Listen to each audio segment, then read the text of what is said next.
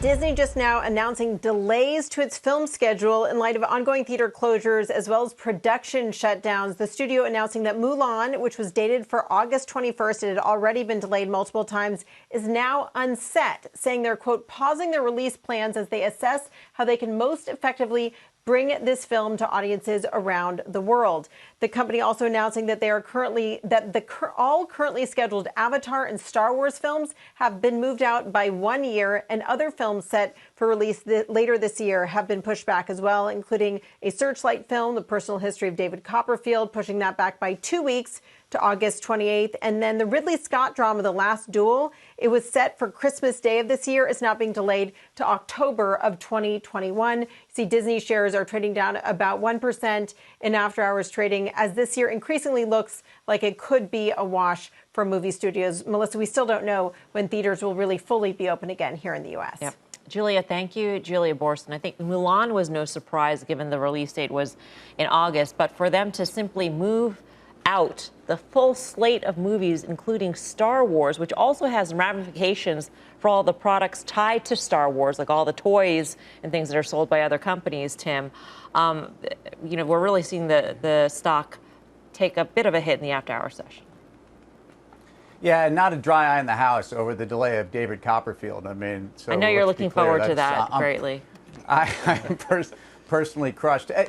So Disney, we continue to talk about theme parks, but the studios have been the gift that keep on giving, and the delay here in the release is some of this is logistics, some of this is trying to target the best audience. It'd be very interesting to see how they want to use Disney Plus and their north of 50 million Disney Plus subscribers now to be releasing some of these. Will this change a release approach that maybe ultimately is how they totally control their distribution, which they largely do right now. But none of this is a major surprise. This isn't a major move. I think Disney's issues are really tied to the reopening of the economy, and there is some level of reliance upon the infrastructure in whether it's movie theaters or theme parks. I don't think this changes your approach on Disney at all. And I think what it does is it underscores just how powerful, though, the studios are, and where that's something that I think ultimately will come right back for them, and there will be pent-up demand. I guess we knew that it was taking a hit from all sides going into today, right? I mean, we knew that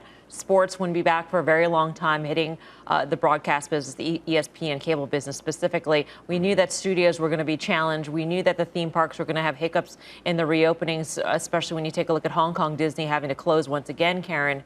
But still, how does this make you feel about the stock at this point? Well, I'm wondering also, does this delay in production, not just from the movie theater revenue, but also from, wasn't this going to then be new supply for Disney Plus that gets pushed back however long? So I don't know if that, that was the sort of the bright spot, even though it wasn't in terms of money making the bright spot, because they're still spending so much to build it. But it's just sort of just another, I mean, God, they're sort of in the center, the worst of it all. That's almost so appealing to me that everything's terrible that I got to look at it again, except for that they do have a lot of debt from that Fox acquisition. And so I think you can wait a while.